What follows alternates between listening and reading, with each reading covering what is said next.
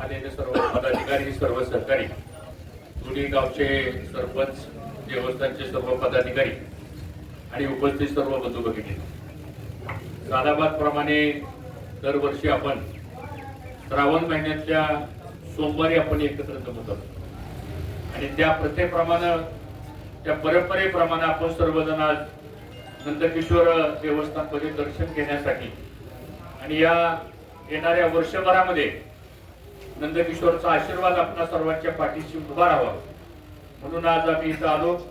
आपल्या सगळ्यांच्या वतीनं इथं दुग्ध अभिषेक झाला, आरती झाली आणि या सगळ्यांच्या सहकार्यामुळं आपण नंदकिशोर प्रार्थना केली की दुष्काळाचं सावट आहे, धरणं जरी भरली असली, नदी जरी वाहत असली तरी हे क्षणिक आहे, हे काही टिकणार आहे असं काय मला वाटत नाही. खऱ्या अर्थानं आमच्या सर्व शेतकऱ्यांच्या शेतामध्ये, प्रत्येकाच्या गावामध्ये आणि प्रत्येकाच्या परिसरामध्ये जर चांगल्या भरपूर धोधो पाऊस झाला तरच तुमचं आमचं जीवन या वर्षभराच्या काळामध्ये सुखी आणि समृद्ध होणार आहे. आणि म्हणून प्रथमतः आपल्या सगळ्यांच्या वतीनं नंदकिशोर चरणी एवढीच प्रार्थना करतो की आता अगोदरच उशिरी झालेला आहे, तरी हंगाम तर गेलेलाच आहे, किमान आता जरी चांगला पाऊस झाला तरी रब्बी हंगाम आणि पुढचा कार्यकाळ आपला सर्वांचा सुखाचा जाऊ अशी सगळ्यांच्या वतीनं नतमस्तक होऊन नंदकिशोरला या ठिकाणी प्रार्थना करतो. मला विश्वास आहे की आपली सगळ्यांची प्रार्थना वाया जाणार नाही अशा प्रकारची अपेक्षा व्यक्त करतो. आज इथं आल्यानंतर विश्वासराव रणसिंग जे महाविद्यालय आहे, आज त्यांचे सचिव इथं उपस्थित आहेत. मी त्या महाविद्यालयाला, त्या संस्थेला धन्यवाद देतो की जवळजवळ एनएसएसच्या माध्यमातून आज त्यांनी इथं 70 झाडं लावण्याचा कार्यक्रम केला आणि अजून 75-80 झाडं लागतील. 150 झाडं जर लावली इथं आणि ती पण मोठी कलम साधारणतः ह्या उंचीची, तर ती 1-2 वर्षामध्ये ह्या परिसरामध्ये खूप चांगल्या प्रकारची सावली होईल. आणि म्हणून या कॉलेजनं, संस्थेनं जो पुढाकार घेतला, एकदा टाळ्या वाजून आपण त्यांचं सुद्धा अभिनंदन या ठिकाणी करावं. विश्वासराव रणसिंग आणि आम्ही जिल्हा परिषदला दोघं बरोबरच सदस्य झालो. ते निमसाकर गटातनं की बावड्या गटात, पण विश्वासराव रणसिंगांचं नशीब फार बहादर होतं.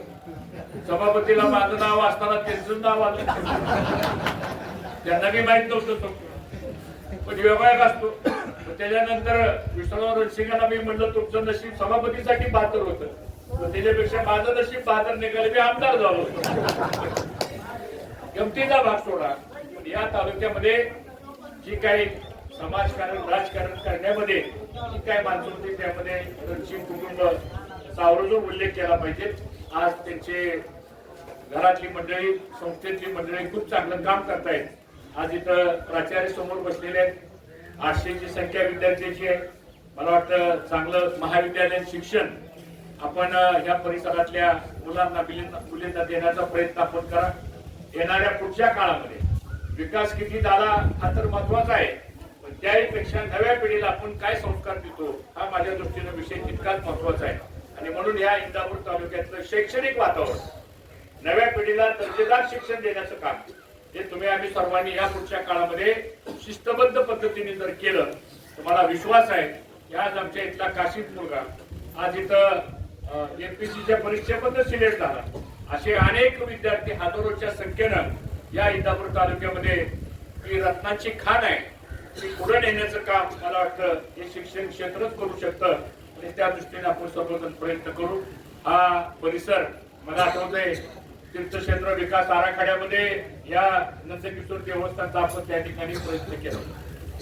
गेल्या 2 वर्षापूर्वी आल्यानंतर हे शिखर जे आहे आपलं, हे सगळं अगदी अजीर्ण झालं होतं आणि पडायला लागलं होतं. असंच आपण आलो, बैठक झाली आणि मग आपण निर्णय घेतला. शिखर शिंगणापूरला ज्यांनी शिखराचं काम केलं, नांदेडची माणसं होती, त्यांना बोलवलं आपण आणि या शिखराचं कामाचं आपण नियोजन करून दिलं. मला वाटतं 28 लाख रुपये काहीतरी, बरोबर आहे. त्यावेळेस लागले त्याला पैसे, इकडून तिकडून अडथळे अनेक आले, पण ते उभा करण्याचा प्रयत्न आपण केला. आता खाली दगडी काम जे आहे, आता त्याचं एक मशीन आहे, ते सोलापूरला आहे. ते मशीन आल्यानंतर ते ऑटोमॅटिकली सगळं ते जे दगड आहेत ते स्वच्छ करून त्याचा जो ओरिजिनल स्वरूप आहे त्याप्रमाणे ते मशीन करून देतं. तर एकच मशीन असल्यामुळं एक 4-8 दिवसामध्ये आपण प्रयत्न करू. त्या मालकाचाही नंबर आम्ही काढलाय. ते एकदा मशीन आल्यानंतर हे खालचं सुद्धा दगडाचं जे काम आहे ते चांगल्या पद्धतीने झाल्यानंतर मला वाटतं इथं निरा विमा कारखान्याने कमान केली, पाण्याची टाकी बांधली, घाट बांधला, मामाने मदत केली, आपणही मदत केली, ग्रामस्थांनी मदत केली आणि हे सगळ्यांचं देवस्थान आहे. आणि मला असं वाटतं खूप चांगल्या पद्धतीने या तीर्थक्षेत्र विकास आराखड्याचा कार्यक्रम होईल. आज इथं वृक्षारोपण झालं. देवस्थानच्या लोकांना मला एवढंच सांगायचंय की हा परिसर हा इंदापूर तालुक्याचं वैभव आहे. इंदापूर तालुक्याची एक डॉक्युमेंटरी ज्यावेळेस तयार होईल त्यावेळेस नंदकिशोर हा या भागातला जो विषय आहे तो खरंच महत्वाचा आहे. कारण ह्या तालुक्यामध्ये संत मुक्ताईचं स्थान आहे, या तालुक्यामध्ये संत सावतामाळींचं स्थान आहे, या तालुक्यामध्ये लक्ष्मी नरसिंहाचं स्थान आहे, या तालुक्यामध्ये बिरोबा आहे, या तालुक्यामध्ये पद्मावती देवीचं स्थान आहे, या तालुक्यामध्ये लक्ष्मी नरसिंहाचं स्थान आहे. अशी कितीतरी ठिकाण आहेत की जी ह्या इंदापूर तालुक्यामध्ये अतिशय चांगल्या दर्गे सुद्धा आपल्या तालुक्यामध्ये चांगले आहेत. नामांकित आणि नावाजलेले दर्गे दुर्गवाडीचा दर्गा जर आपण बघितला आणि म्हणून सगळ्या जाती धर्मांना सगळ्या समाजाला मला असं वाटतं बरोबर नेण्याचं काम ही या इंदापूर तालुक्याच्या संस्कृतीमध्ये दडलेलं आहे आणि ते काम तुम्ही आम्ही सर्वांनी या पुढच्या काळामध्ये पुढे न्यायचंय. आज इथं दत्तू पाटलांनी काही मागण्या मांडल्या.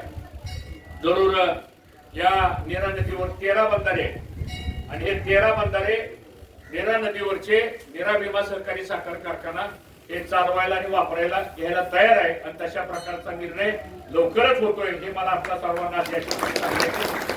हे काम झाल्यानंतर मात्र किमान मे महिन्यापर्यंत नदीत पाणी राहिलं आणि ते जर पाणी राहिलं तर या बीकेबीएनच्या अलीकडचा जो भाग आहे पाण्याचा, पिण्याचा पाण्याचा आणि शेतीचा पाण्याचा बऱ्यापैकी आपण सोडू शकतो.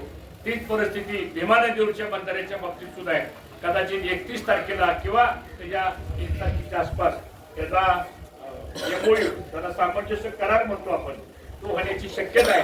आणि एक वेगळा प्रयोग महाराष्ट्रामध्ये एखाद्या शेतकऱ्याची संस्था पुढे येते आणि हे सगळ्यांच्या उपयोगाचं काम आहे.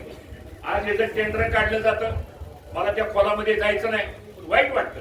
5-5, 6-6 लाख रुपयाची एका बंधाऱ्याचं टेंडर निघतं, 2 टेंडर घेतं, काय काम करतं आणि त्याला 2-5 लाख रुपये मिळत असतील पण इथं आमचं कोट्यवधी रुपयाचा तोटा होतोय. ह्याला कुणी जबाबदार आहे? आणि अशा प्रकारची सुद्धा ही टेंडर कोण भरत असतील ह्याच्यावर सुद्धा लक्ष आपण ठेवलं पाहिजे.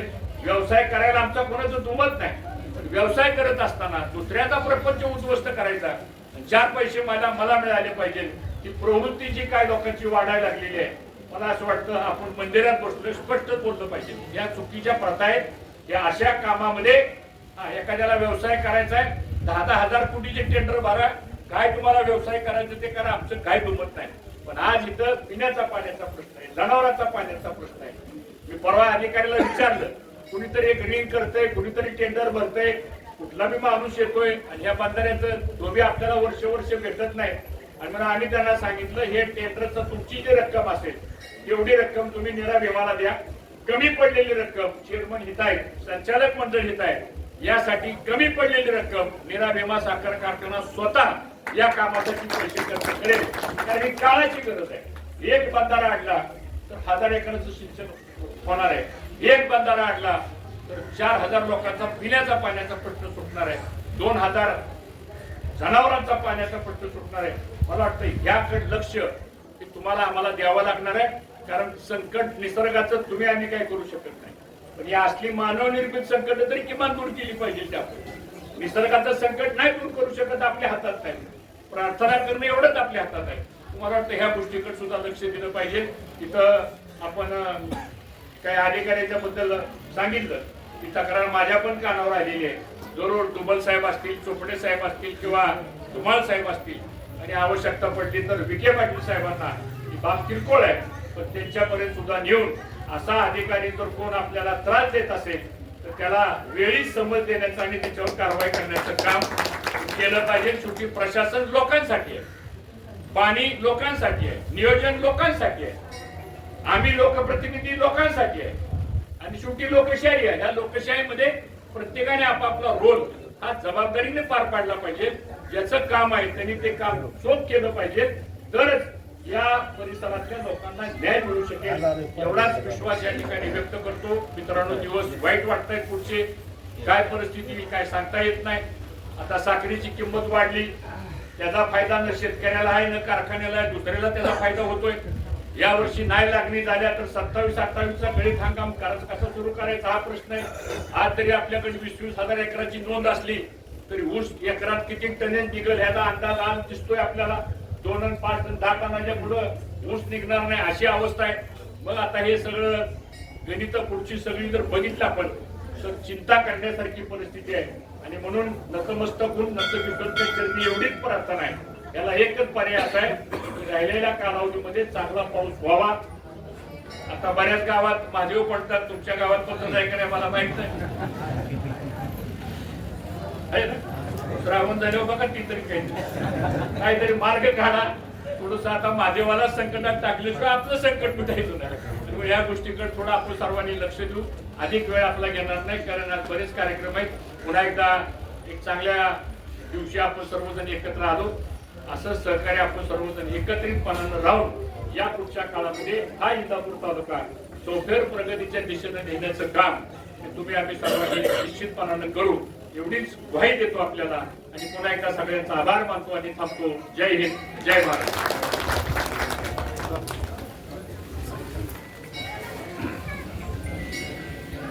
आपल्या परंपरेप्रमाणे आज दुसऱ्या सोमवारी माननीय नामदार साहेब वहिनी साहेब यांच्यासोबत आलेले विविध पदाधिकारी